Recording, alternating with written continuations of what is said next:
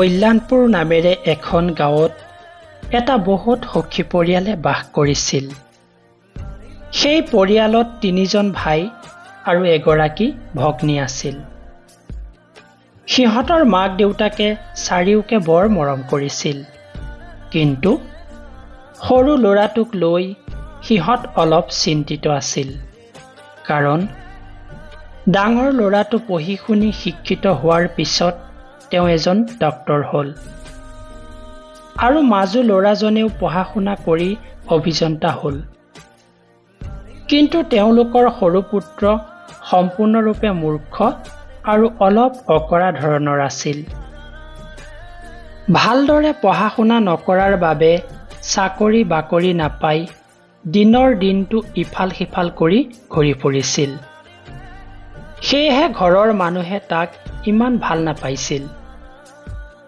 লাহে লাহে বাগৰি যোৱা সময়ৰ গতিত তেওঁলোকৰ 2 পুত্ৰ ক্ৰমে ডাক্তৰ আৰু অভিযন্তাজনৰ বিয়া হৈ গ'ল। তেওঁলোকৰ বিয়াৰ কেইমাহমানৰ পিছতে ভনীয়েকৰো ভাল পৰিয়ালত বিয়া হৈ গ'ল। কিন্তু তেওঁলোকৰ সৰু ল'ৰাটোৰ বিবাহৰ উপযুক্ত বয়স হোৱাৰ পিছতো সম্পূৰ্ণ নিৰক্ষৰ আৰু অকামিলা হৈ থাকিল। তাৰোপৰি একো কাম বন নকৰি অঘৰীৰ দৰে ঘূৰি ফুৰা ল'ৰাটোলৈ বিয়াৰ বাবে কোনো ছোৱালী বিচাৰি পোৱা নাছিল। সেইকাৰণে তাৰ চিন্তাত মাক দেউতাক বৰ বিচলিত হৈ পৰিছিল।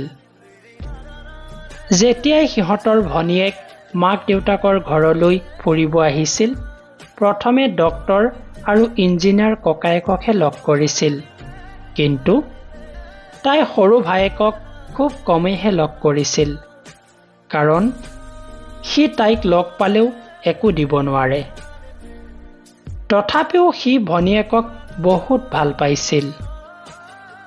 পাৰ হৈ যোৱা সময়ৰ গতিত সৰু ল'ৰাটোক ঠান-ঠিত লগাবলৈ নোপোৱাকেই সিহঁতৰ দেউতাকে ইহ সংসাৰ ত্যাগ কৰিলে আৰু লাহে লাহে মাকৰো বয়স হৈ আহিব ধৰিলে।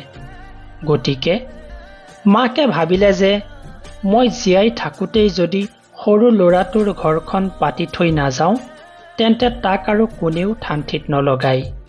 সেয়েহে মাকে সৰু ল'ৰাটোক নিজৰ গাঁৱৰে সাধাৰণ ছোৱালী এজনীৰ লগত বিয়া কৰাই দিলে। বিয়াখন হোৱাৰ লগে লগে এক ভাবিব নোৱাৰা পৰিৱৰ্তন হ'ল তাৰ জীৱনত। এতিয়া সি সম্পূৰ্ণৰূপে মন পুতিৰে কাম কৰিবলৈ আৰম্ভ কৰিছে আৰু সি আগৰ তুলনাত অধিক কষ্ট কৰিবলৈ আৰম্ভ কৰিলে। এতিয়া তাক কোনোবা বন্ধুৱে ফুৰিবলৈ যাবলৈ যদি লগ ধৰে, তেতিয়া তাৰ উত্তৰ শুনি সকলো আচৰিত হৈ পৰে। সি কয়, আগতে মই যি উপাৰ্জন কৰিছিলোঁ মই অকলে খাইছিলোঁ, কিন্তু এতিয়া মোৰ বিয়া হৈছে। এতিয়া মই মোৰ পত্নীৰ বাবেও চিন্তা কৰিব লাগিব আৰু ভৱিষ্যত আহিবলগীয়া ল'ৰা ছোৱালীৰ বাবেও কিবা এটা এতিয়াৰ পৰাই যোগাৰ কৰিব লাগিব। সেইবাবে বন্ধু, মই আৰু তোমালোকৰ লগত আড্ডা মাৰিব নোৱাৰোঁ।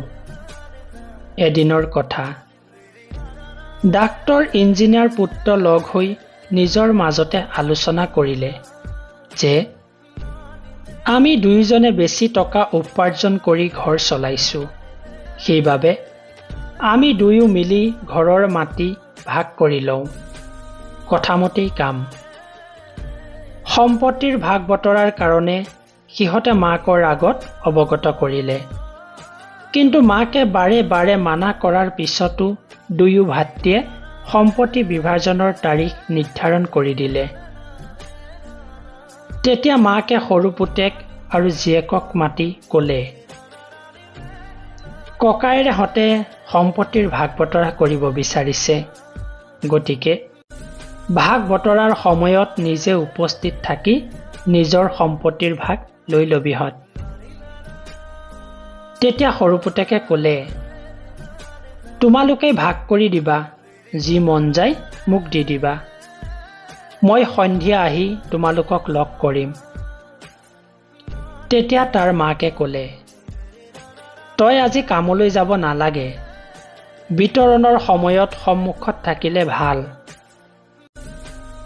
তাৰ পিছত নিৰ্ধাৰিত উকিল আহি তেওঁলোকৰ ঘৰত উপস্থিত হ'ল। তেতিয়া উকিলে ক'লে যে আপোনালোকৰ মুঠ সম্পত্তিৰ পৰিমাণ হ'ল 10 বিঘা মাটি আৰু আপোনাৰ এই ঘৰ। এতিয়া আপুনি নিশ্চিত কৰক কাক কিমান ভাগ দিব লাগিব। সেই অনুসৰি মই বিভাজনৰ কাগজবোৰ প্ৰস্তুত কৰি দিম। তেতিয়া সৰু ভায়েকে ক'লে, উকিল ছাৰ, মোৰ 2 ককাইদেউৰ নামত 5 বিঘাকৈ মাটি লিখি দিয়ক আৰু আমাৰ এই মৰমৰ ঘৰখন মোৰ ভণ্টিৰ নামতে লিখি দিয়ক। তাৰ কথাত সকলোৱে আচৰিত হৈ সুধিলে, সকলোবোৰ যদি আমাকে দি দিয় তই কি ল'বি? তেতিয়া তেওঁলোকৰ অশিক্ষিত তথা দৰিদ্ৰ ভায়েকে ক'লে, মোৰ ভাগত মোৰ মৰমৰ মাক দিলেই হ'ব।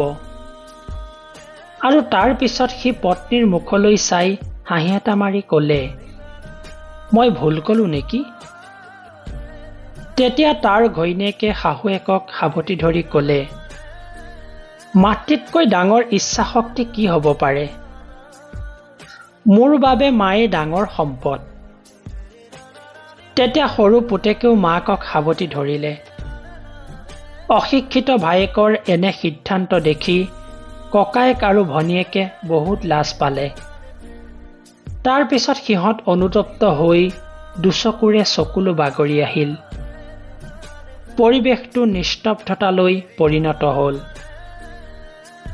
তেতিয়া ভনীয়েক আৰু ককায়েক দুজনে ভায়েকৰ ওচৰত ক্ষমা বিচাৰি কান্দি কান্দি ক'লে, আমাক ক্ষমা কৰি দিবি, আমি তোক বুজিয়ে নাপালো।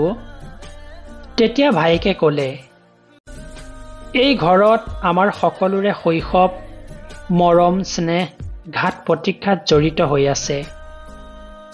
গতিকে আমি কিয় বিভাজন কৰোঁ? আমি জানো একেলগে থাকিব নোৱাৰোঁ? ভায়েকৰ কথাত সকলোৰে চকুলো বাগৰি আহিল। সেয়া আনন্দৰ চকুলো, সকলোৱে একেলগে থকা হেঁপাহৰ চকুলো।